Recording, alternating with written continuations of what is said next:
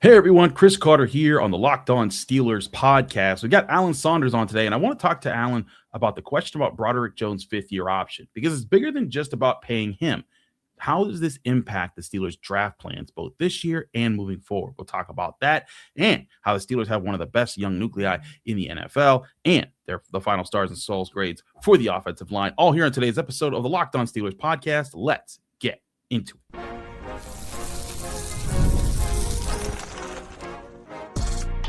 You are Locked On Steelers, your daily Pittsburgh Steelers podcast, part of the Locked On Podcast Network, your team every day. Hello and welcome to the Locked On Steelers podcast. I'm your host, Chris Carter, bringing you your daily dose of all things on the Pittsburgh Steelers. As always, you can find this show on your favorite podcasting apps and on YouTube. Like this video if you enjoy it. Subscribe to this YouTube channel to get all of your daily Monday through Friday episodes, as well as our bonus content. We thank you for making us your first listen every day, because we're your team every day. And a reminder, the Locked On Steelers podcast is part of the #1 sports podcasting network in the world. That is the Locked On Podcast Network. As I said before, we're joined by the man himself, Alan Saunders from SteelersNow.com.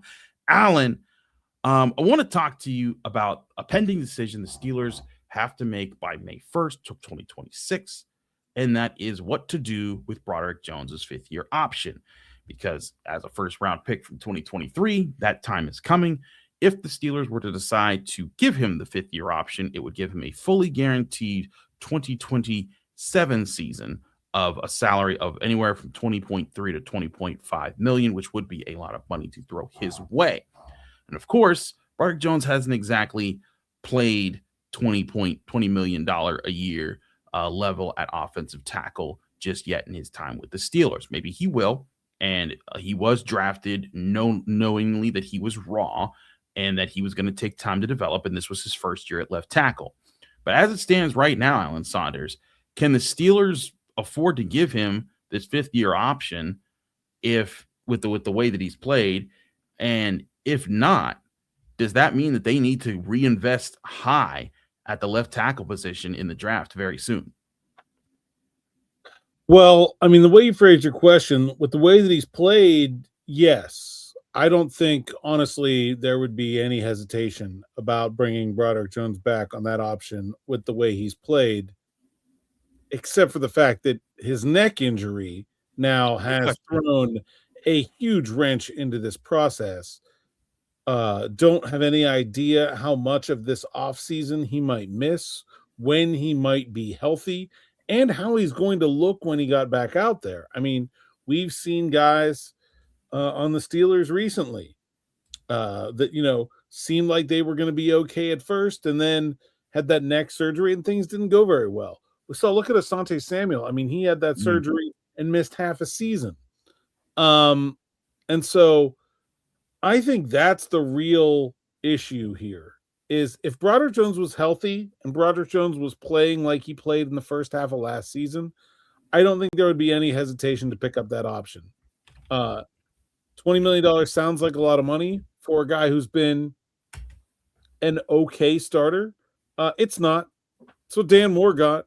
Like, that's $20 million for a left tackle means if you're in free agency, your expectation should be that guy's like tackle 15 to 20 in the NFL. Like, you're not getting a good tackle for $20 million. You're getting like a slightly below average starter. And I think that's fair to say that's what Broderick Jones has been. So health-wise, to me, is the big concern. The play, like, he's a young guy, he's going to be a project. He was playing good enough that I think that picking up that option was a no-brainer. But now, because like you said, not only do they have to make that decision now, they have to guarantee that money now, but by May 1 for the 2027 season. Will he even be doing anything physical by May 1? Like, that deadline has now become a real inconvenience for the Pittsburgh Steelers. To your point, yes, Dan Moore current average per year salary is $20.5 million. Right. And again, that's a longer term deal. That's he has some years on that. So that's the thing that I want to I'm glad you painted that the way you did, because there's a lot of people I think that look at this and just say, you can't pay him $20 million. But I think the injury is a major question right now for Broderick Jones. A neck injury, it's something serious, and we haven't heard any word. We haven't seen anything. Heck, we didn't run into him in the locker room after his injury, so we don't know how serious the thing is. Like you said, if he'd be back, at the start of this training camp and the spring camps, whatever it is. But I think there's a lot of people that want to just move on from Broderick Jones right now, at least the Steelers fan base. But again, fans, I think the Steelers organization would like to see Broderick Jones. He's the first pick of the Omar Khan era. And I think they'd like to see Broderick Jones get another year or two of being able to start at left tackle and build his experience there. Because again, when they drafted him, the thing was, this guy has tremendous upside. When he puts it all together, he's very aggressive, and he has the athleticism to be a top tier offensive lineman. And if he doesn't even realize all of that, he could still be a very good tackle. And to your point, he can be a guy who, if he's solid, if he's consistently solid, that's still worth a decent amount of money as a veteran player.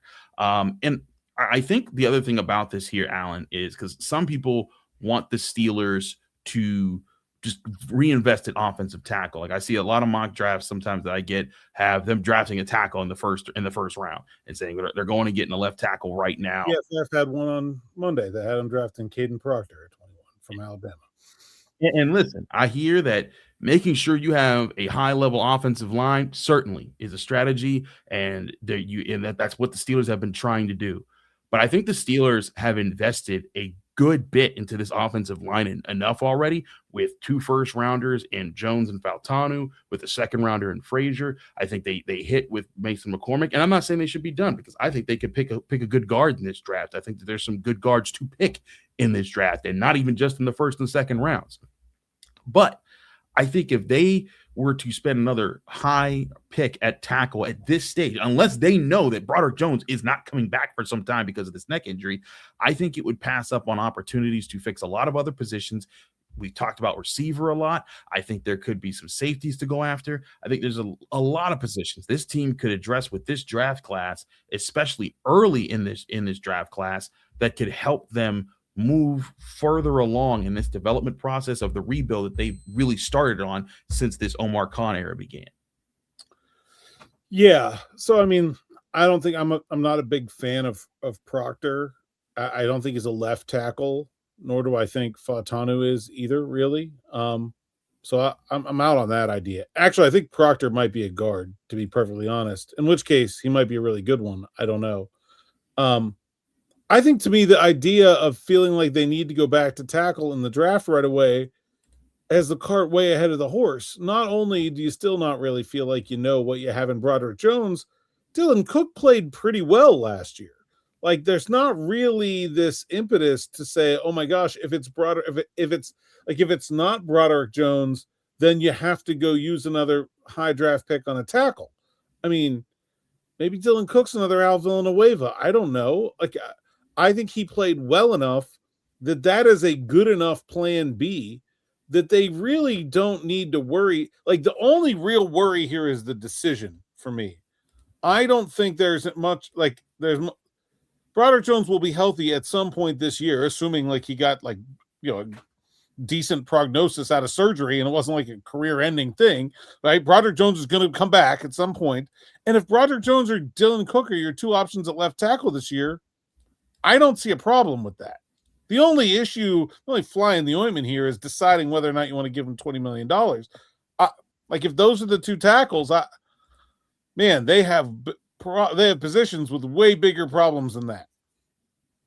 No, I feel you. I think that, again, that's the thing here, is that I don't think there's a dire need to crush yourself, to dip back in and address tackle so early when this is a draft class that you can, I think, again, the trenches are something that are worth looking at right now on both sides of the ball. If they got Keeanu, the Penn State guard, that would be a huge get.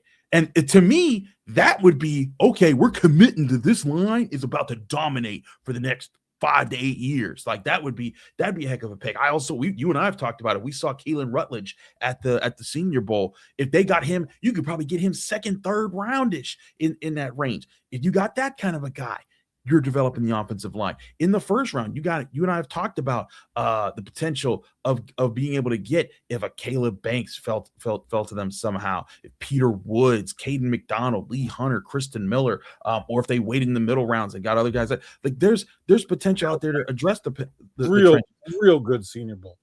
And so like there's a lot of really good guys out there. But here's the thing is that this is a year where you can do those things. And I think that they've been addressing in their first draft. First round picks have been offensive tackle, defensive tackle, and second round picks have also included a center.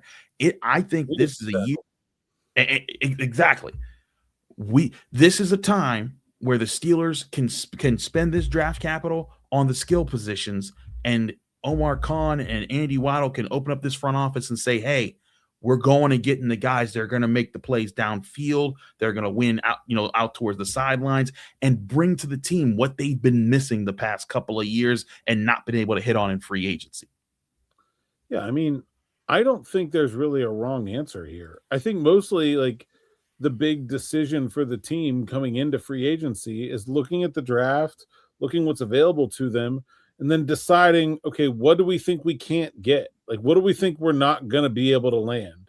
And then going out in free agency and taking care of that. They have a lot of cap space. They have the ability to make a big impact in free agency as well. So, I mean, they have a lot of needs. Like, I think the fan base is a bit hyper fixated on wide receiver, sort of understandably so. They frankly will probably need 3 of them. So I get it.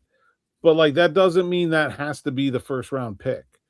They could go sign a wide receiver for a lot of money in free agency and then go draft a guard with the first round pick and then go get a wide receiver in the second and then draft Darrell Jackson with one of those thirds. And I'm very happy with that process. Like, there's lots of ways to get there.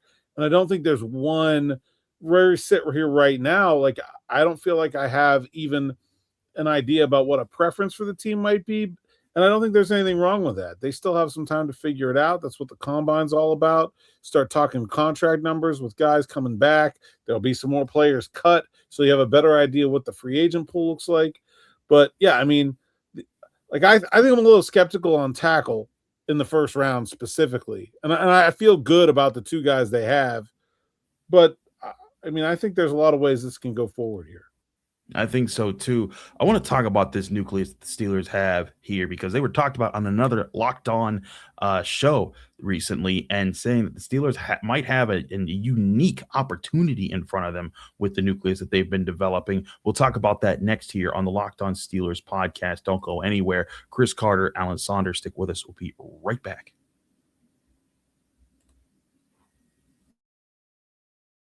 Hey, it's Matt Derry from the Locked On Lions podcast. The people I love depend on me. If I'm gone, the financial responsibilities don't disappear. I didn't want my family figuring things out during the hardest moment of their lives. That's why I knew only one place to go. I chose life insurance through my friends at Ethos. Ethos makes getting life insurance fast and easy, 100% online. You can get a quote in seconds, apply in minutes, and get same-day coverage. There's no medical exam. You just answer a few simple health questions. You can get up to $3 million in coverage. Some policies are as low as $30 a month. I love the folks at Ethos. Protect your family with life insurance from Ethos now by going to ethos.com/LockedOnNFL. In as little as 10 minutes, you can get the free quote and up to $3 million in coverage at ethos.com/LockedOnNFL. That is ethos.com/LockedOnNFL. Ethos.com/LockedOnNFL. Application times and rates may vary.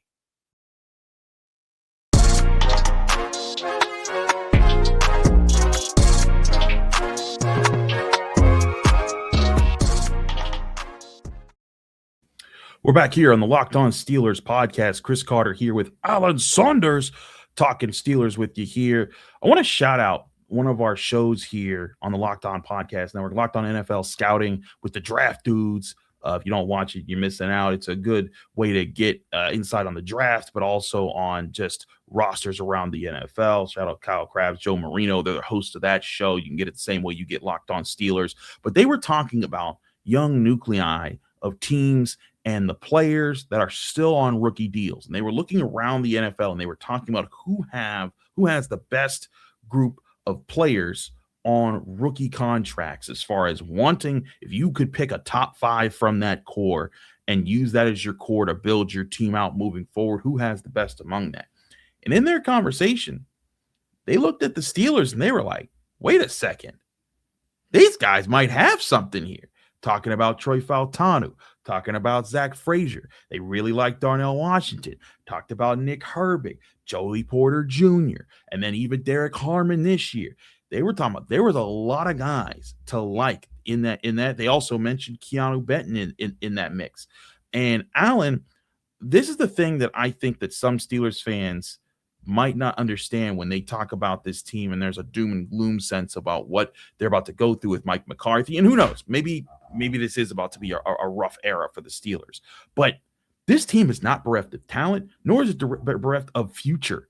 I think since Omar Khan has taken over, the Steelers have brought in guys who have played either solid or at a very high level and project to be guys that should stick around for longer. And I think that there's going to have to be this adjustment period with the new coaching staff and moving the focus of how this team tries to win games. But I still think that this is a group that you want to do that with when you look at the young guys that I just mentioned. Yeah, I feel like it's this weird under talked about thing among the Steelers fan base. Like the Steelers are in the middle of a significant rebuild that has spanned 3 draft classes under Omar Khan and Andy Weidel. And the early returns on those are very encouraging. And at the end of the day, the only real guaranteed way to build yourself a winner in the NFL is to draft well. And if you keep drafting well, almost nothing else matters. You'll get there eventually. They keep stacking draft classes like these 3 draft classes, especially in this one where you've got, they're not going to make 12 picks, I don't think, but potentially a lot of draft picks, 4 in the top 100, let's say that. There's a real opportunity for them to continue to remake this roster in a significant positive fashion. And I don't really understand why it feels like no one is talking about this, because the Steelers have built, I guess it's because it's a line and it's not sexy. You know, as a big guy, I can take that. I'll take the heat for that. Whatever. I know we're not all the flash and glitz and glamour, okay? But I think that's the way to go. Like, that's how you build a winning NFL team. It's with the trenches first.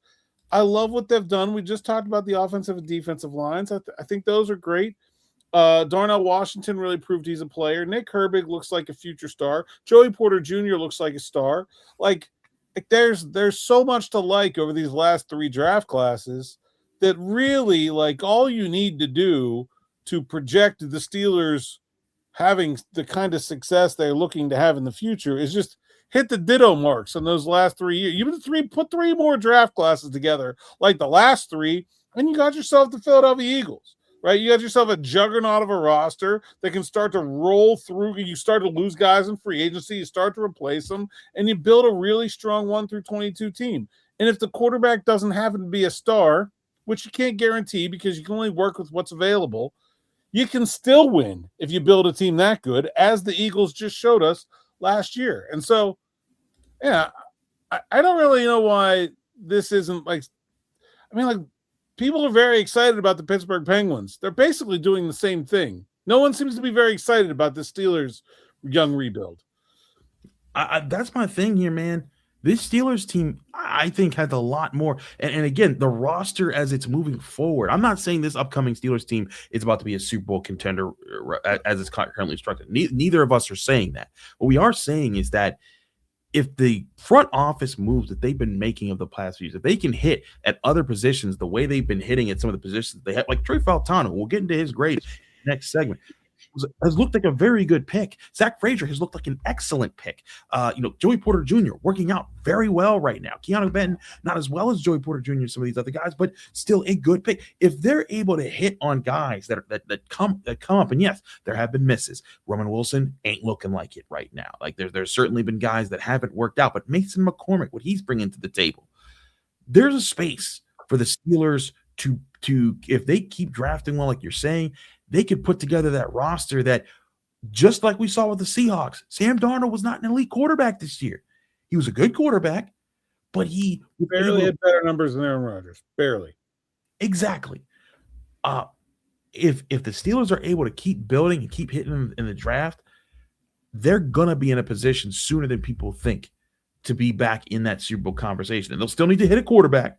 That needs to be part of the process. I'm not saying that they don't need to, but this is where I think that a lot of people lose track about the Steelers, and not just fans, but also national people. When they look at the roster right now, I think there's a lot of the glossing over the young guys that are playing well and keeping them in games. Again, it'd be different. It'd be very different, Alan, if this was a year where TJ Watt had 22 sacks and Cam Hayward had 10 sacks, and they still finished 10-7, and it was the same thing. If they had kept Minka Fitzpatrick, and if it was those three guys still winning you football games, and there was no one else stepping in, then I would be like, okay, there's a problem. This team has not found other ways to win. But with this offensive line playing better, and yes, the offensive line is not dominating. The run game wasn't taking over games, but you saw it kick in certain games. Aaron Rodgers had time in a lot of games. They were able to make there. The run defense improved because of other additions to this team. Joey Porter Jr. was erasing number one wide receivers in games, which allowed the pass rush more time to do what it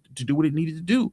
James Pierre stepped up at cornerback. Like, there were so many things that worked for this Steelers team that hadn't worked in some of the recent Steelers teams that had finished 10-7, and even the team that went 12-4 in 2020.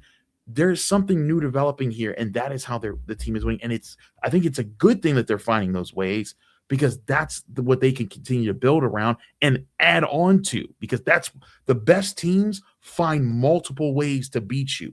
Right now, I think the Steelers team, for a while, they had one way. It was rock fight, drag them in the mud, defense, make some crazy plays. But now your defense, not as elite, but that offense stepped up a little bit last year. It needs to take another step this year. I think they're moving in that direction. Yeah, I mean, I think it was going around social media a couple of weeks ago. Like, somebody said, like, hey, if there was an expansion draft this offseason, which Steelers would you protect? I'm like, look at it's all young guys. It's all Frazier and Fautanu and Porter and like, like that's Highsmith and Herbig and Freiermuth and like young guys drafted by the Steelers. Like, there's not a lot to not like about the young core of this team. Certainly, it's not enough. It's not done. But like the hit rate on and they're not drafting highly either. It's not like this is some team that's been stuck in the mud and picking eighth every year while they're doing this either. Like, they're drafting in the 20s for the most part, and they're still having a lot of success. And so that feels very repeatable to me. It doesn't feel like it's fluky. Like, it feels like they can just keep this going. And that's how you build a winner. That's how they built their last winner. I mean, you probably got to get lucky along the way. The Steelers happen to have a bad year in 2000, in 2003. Happen to run into a great quarterback class. Like, that was luck. That was still a really good team. They won a lot of games with rookie Ben Roethlisberger, not because he was a star, because they had a really good team around him. You got to get lucky, but, man, the process feels pretty good from here. I think so, too. The process is making sense. They need to keep it moving. They got unlucky this year. I mean, they were set to go get that quarterback, and then the class that was supposed to be this generational class completely fell apart to the point that there's maybe one guy they could even consider taking in the first round, even if they trade up. And so, yeah, they got unlucky in that circumstance. But there's not much else they can do, and other than just use those picks to go make the biggest impact they can and come back to quarterback next year. Agreed, and I think that there's an opportunity to do that with the way that things are set up right now. We're going to take a quick break. When we come back, I want to take a look at that offensive line. We'll go our final stars and skulls grades for that group. That'll be next here on the Locked On Steelers podcast. Chris Carter, Alan Saunders. Stick with us. We'll be right back.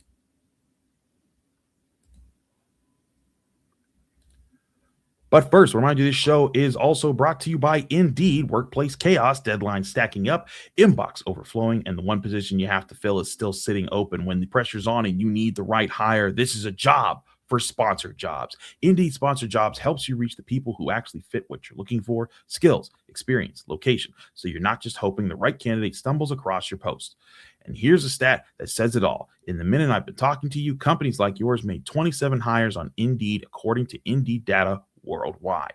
So if you're hiring, spend less time searching, more time interviewing candidates who check all your boxes with Indeed Sponsored Jobs. Spend less time searching and more time actually interviewing candidates who check all your boxes. Less stress, less time, more results. When you need the right person to cut through the chaos, this is a job for Indeed Sponsored Jobs. Just go to Indeed.com/podcast right now and support our show by saying you heard about Indeed on this podcast, the Locked On Steelers podcast. Indeed.com/podcast. Terms and conditions apply. Need to hire? This is a job for Indeed Sponsored Jobs.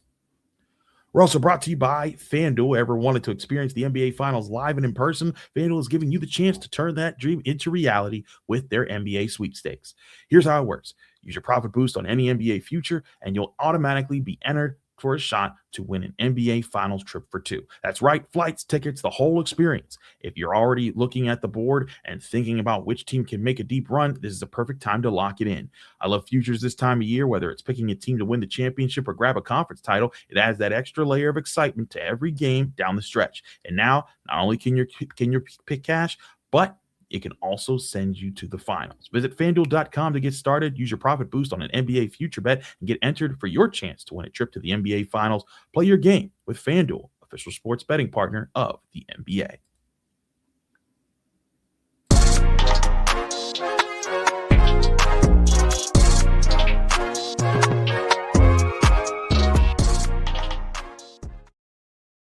Back here on the Locked On Steelers podcast, Chris Carter, Alan Saunders from SteelersNow.com. It's time to get to our offensive line final stars and skulls grades for this group all season long. If you're new to the show and you missed out on all our grades, we'd grade the Tuesday after games. We'd go through all 22. We'd give, if you were good, you went from 1 to 3 stars for good to elite play. If you were bad, you went 1 to 3 skulls for bad to terrible play. And then, of course, there's the dreaded bus ticket grade that you never wanted to get because that meant you needed to be going out of town.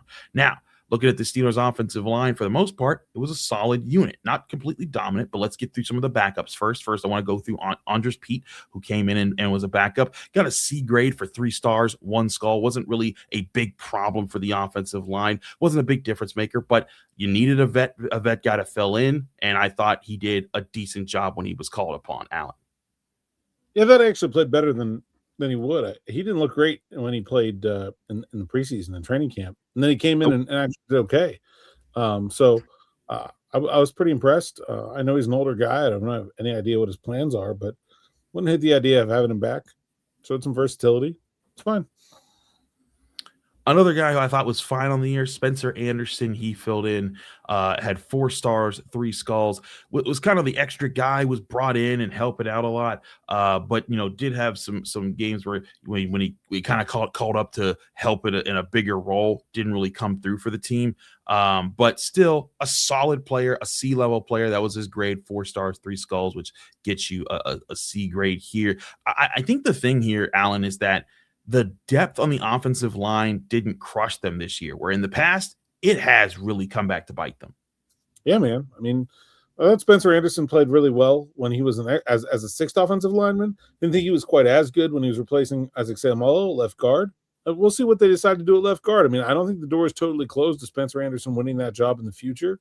I thought it really showed, I thought it took a big step forward this year in terms of just his standing in the organization. I felt like he went from a guy who was kind of hanging on to the bottom of the roster to someone who should feel pretty secure in his place, although he is a free agent and does need a contract, or is entering, I guess, his final season of his rookie deal. But I think he's still a promising young player. I think so too. And let's go to the backup that got the most conversation this year. That was Dylan Cook. Dylan Cook finished the year 10 stars. I only gave him 1 skull in the season for 6 games. That's a B+ grade. When you asked him to come in and fill in the way he did, and I mean, he just consistently was a positive for the Steelers coming off the bench at the end of the season when Broderick Jones got hurt.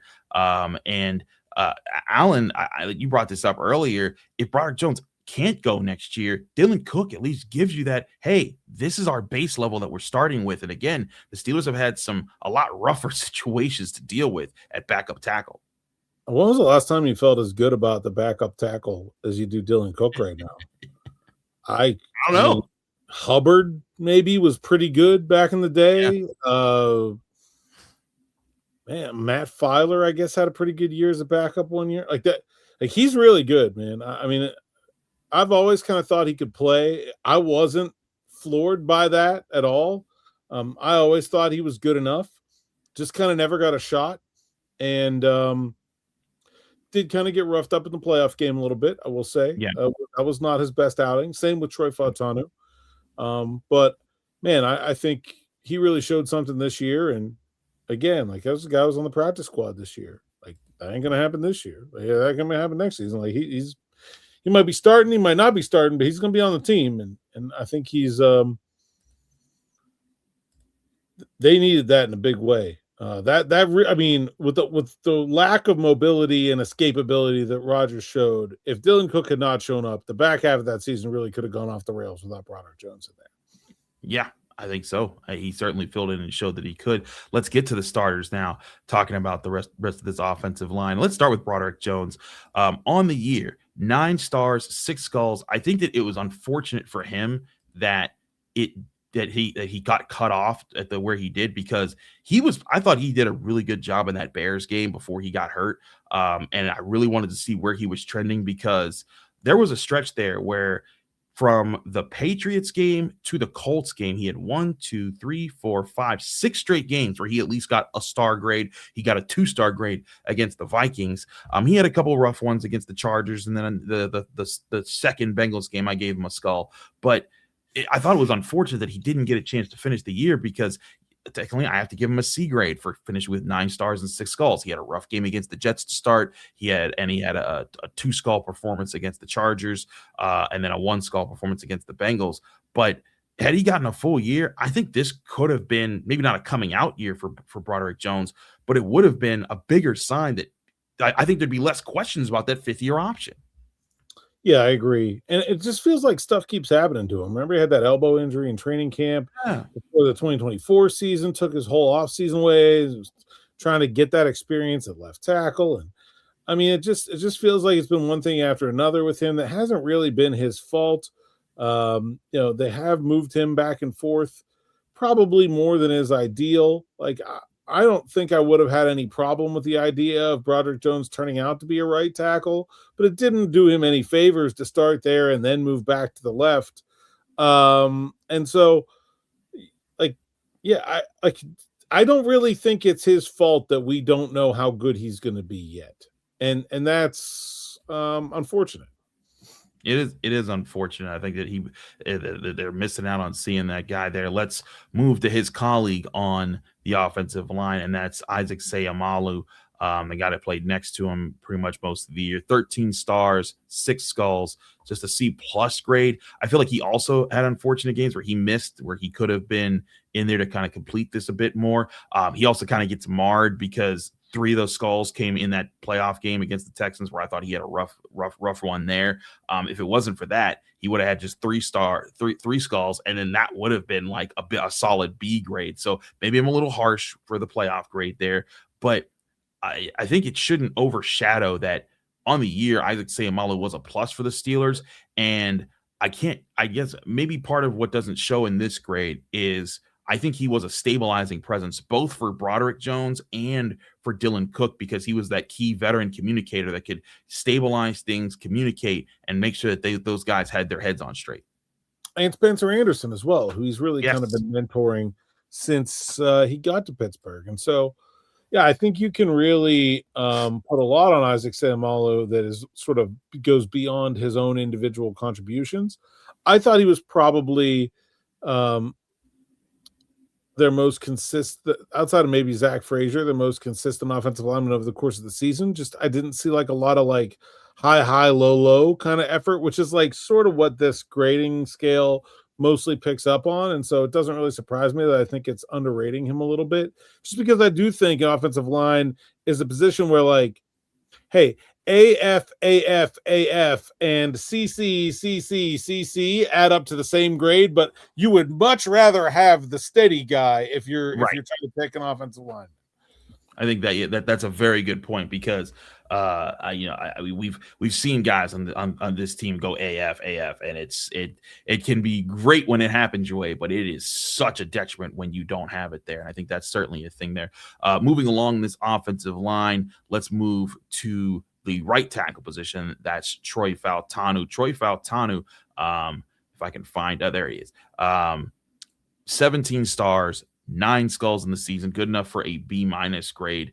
When this stacked up kind of interestingly because he also got abused, and I feel like this offensive line in general just kind of got wrecked by that Texans game because he would have had a solid B if he didn't have that 3 skull grade against the Texans. He got whooped up pretty good in that game, but Fautanu was a guy who picked it up. In his first 3 games, I graded him with a 1 skull grade against the Jets, the Seahawks, and the Patriots. But then after that, he was neutral against the Vikings, and then he had 4 straight 2-star games against the Browns, against the Bengals, against the Packers, then against the Colts, and then another 2-star game against the Bears, another 2-star game against the Dolphins, and then I gave him a 3-star game against the Lions. He became a very good player. Again, and here's the other thing about this. This was kind of his rookie season. Even though he's a second-year player, this was his first year he got to play because he missed his whole rookie season due to injury. If this is the floor for Troy Fautanu, I'm scared to see what his ceiling is. Yeah, I thought he was really good for a rookie, basically a rookie offensive line, especially rookie tackles are usually bad and inconsistent. And I didn't think he was either of those. I mean, there certainly were games where he struggled, but only 1 game all year did he allow more than 3 pressures. That was, of course, the playoff game. Not when you really want to have your worst game, but man, I just think it was a really, really good first year for him. And the arrow is way up for me on him being not just a starter, but an above average one for the Steelers to tackle. I agree. I think that was certainly a special thing there. Let's get to the interior. The guy that lines up next to him all year, that's Mason McCormick. McCormick, 21 stars, just 5 skulls. Good enough for a B grade there on the season. I might need to bump that up to a B+. But I thought McCormick he showed his mauling tendencies. Yes, he had his moments where he kind of got muffed up a little bit, didn't work out. He stacked up some 1 skull games, but one of the things here is he was one of the players on the team that never had a grade worse than 1 skull. Most of his games were if he had a star or a skull, but he stacked up some really good games, especially towards the end of the season. I gave him 2 stars against the Lions, 2 stars against the Browns in the game that they lost on the road, and then 3 stars against the Ravens. He also had 3 stars against the Bears and 2 stars against the Vikings, Browns the first time, and Bengals the first time. I think Mason McCormick is rounding into a very, very good player. And he's one of those guys that, like when we were talking about what Joe Marino and Kyle Krause were saying on the NFL Locked On NFL Scouting podcast, man, this is one of the guys that they've hit on in the last few years. And with a 4th round pick who should be around long term and should be something to get Steelers fans excited about. Yeah, that's probably something that we should have touched on a little bit more. And when we were talking about that is the number of sort of non-elite picks that they've hit on, guys in the 3rd and 4th round, 5th round. Yeah. I mean, you look at those picks, Herbig, Washington, Mason McCormick, obviously Peyton Wilson, I wouldn't call like a hit necessarily yet, but still looking very promising. And Jack Sawyer and Y.A. Black were both really good as rookies this year too. Mason McCormick looks like a real stud for a 4th rounder, man. And not just that, like, I love his mentality, his leadership. He really feels like a guy who is going to be a leader on this offensive line. And it's really fun to watch him and Zach Frazier together. There's an easy chemistry there. You can really tell they're building something special with these young offensive linemen. And the guy that I think they're building something the most special with is their center, Zach Frazier. He got the highest grade in the offensive line on the year. 23 stars, just 3 skulls, 20 stars more than skulls. That's good enough for an A grade here. It's played spectacularly for most of the season. Going back over what his grades were throughout the year, he started the year Allen with, let me just count this out loud. 1, 2, 3, 4, 5, 6, 7, 8, 9, 10, 11 straight games where he had a star or better grade to start the season. And then he had a neutral game against the Bills.